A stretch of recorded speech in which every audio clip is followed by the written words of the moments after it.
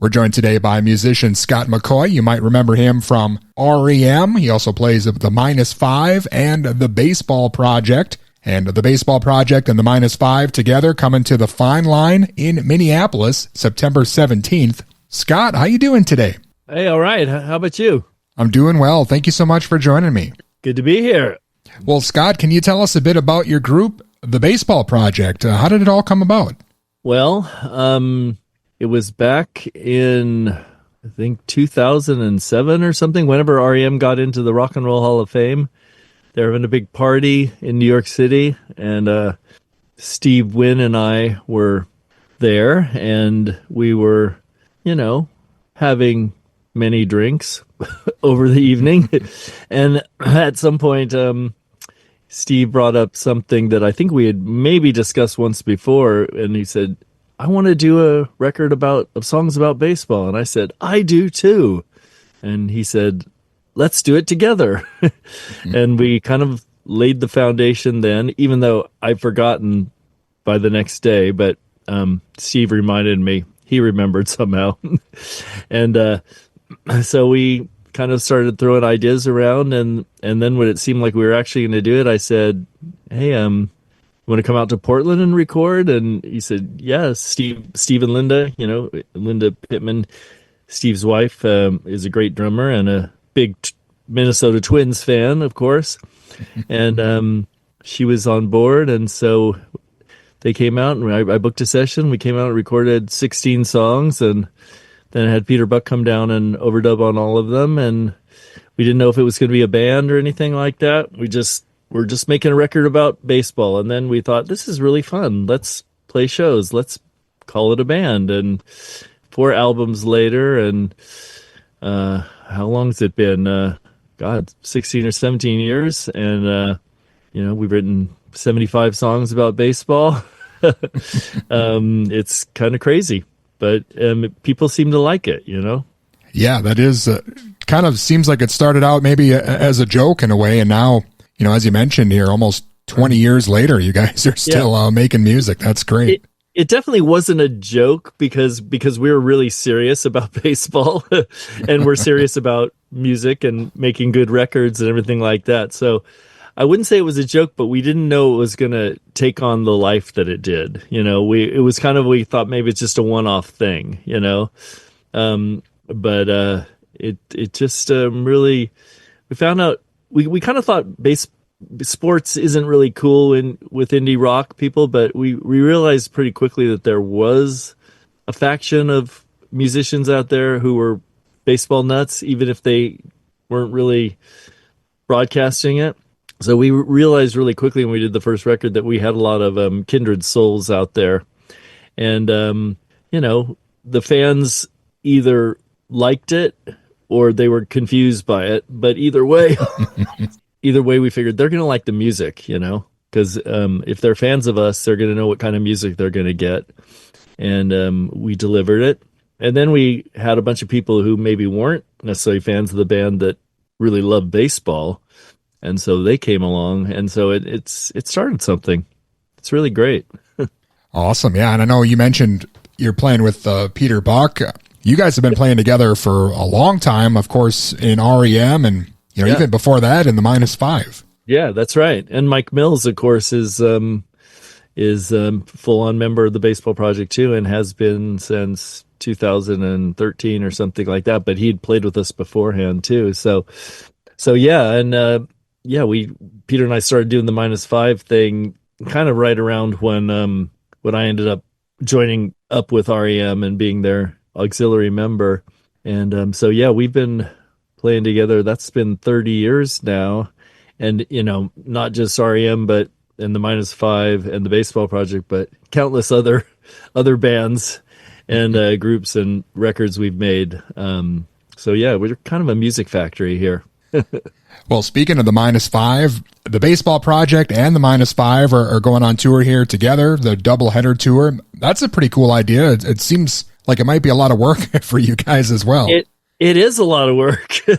We just got Linda and Peter and I just got home 2 days ago from a 3-week tour of the UK, where the Minus Five was opening for Luke Haynes and Peter Buck, which is another band we have that all three of us are in. And so we were doing double duty in that thing as well, and we're going to do it again with the -5 and the baseball project. So it is a lot of work, but it's rewarding. I'm going to say that right now. But I really appreciate everybody, throwing in their extra lot to do the -5, because, we just made this record came out a few months ago, or on Penelope, that we're really proud of. And Peter and Linda were such a huge part of that record. And so it seemed like, since we're going to go out there and be playing, we should be back in that album as well too. And so yeah, it's a lot of work, but it's worth it. It's really great. And I hope people, I think the baseball project fans will love the -5 too. A lot of them are already fans, and they're going to dig when they hear us playing this new music before the main program, I guess you could say.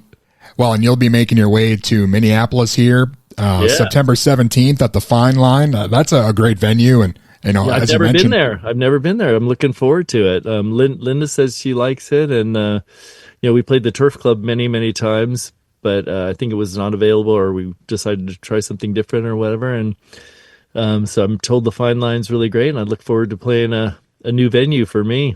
And our shows in Minneapolis are always a blast, because it's a big homecoming for Linda, and she's got a lot of fans out there. And we had Craig Finn as he's sang a song with us before about the twins called "Don't Call Them Twinkies," and so yeah, it's our shows in Minneapolis tend to be super celebratory, really fun. Yeah, it'll be a great time. And as you mentioned, a lot of people are fans of both groups, so this is a great opportunity to see you all at the same time. And you mentioned the -5 just had the new album, or on Penelope, and I know the baseball project has a new 7-inch coming out as well. You've definitely been keeping busy this year. We do. That 7-inch just kind of happened because Ben Gibbard's a really good friend of mine from Death Cab for Cutie, and he had done a song about Ichiro a long time ago, and we'd done a song about Ichiro a long time ago, and he thought, oh, this will be great if we put out a single, since Ichiro is getting into the Baseball Hall of Fame. Let's put out a single of both songs, a split single, to celebrate Ichiro. And so we did, and I think it sold out before it was even made, pretty much, because it's for a charity, and I think he decided to make a limited amount of them. And I did a quick remix of our song to update it a little bit for 2025, and it's a really fun little record. Both songs are really, really upbeat and really happy, and we were thrilled to have Ichiro going into the Hall of Fame, and his speech at the Hall of Fame was really funny and really amazing. And so yeah, it's cool that we did that, and yeah, we keep the music coming, that's for sure. It is interesting to think of the kind of the baseball 7-inch. I mean, that could be an industry sort of like trading cards. Maybe people will be out there looking for the rare ones. Hell yeah. Well, that is going to be a rare one, because I mean, it sold out before it even came out. I don't even have a copy of it. so I'm not sure. It's probably is going to be kind of a collectible for sure. Instant collectible. Well, I got to ask you, you obviously played with R.E.M. During the second half of their career, and we've seen them back together for one-off performances a couple times in the past year. So do you think maybe they could get back together on the road? Maybe a triple header might be in the works? I don't think so. I mean, there's often when we play the baseball project shows, there's been a number of shows when all the members were there, especially in Athens, where Michael and Bill come out, and, Bill often joins us on stage. Michael's a little shyer about doing it because he doesn't want to give the fans false hope.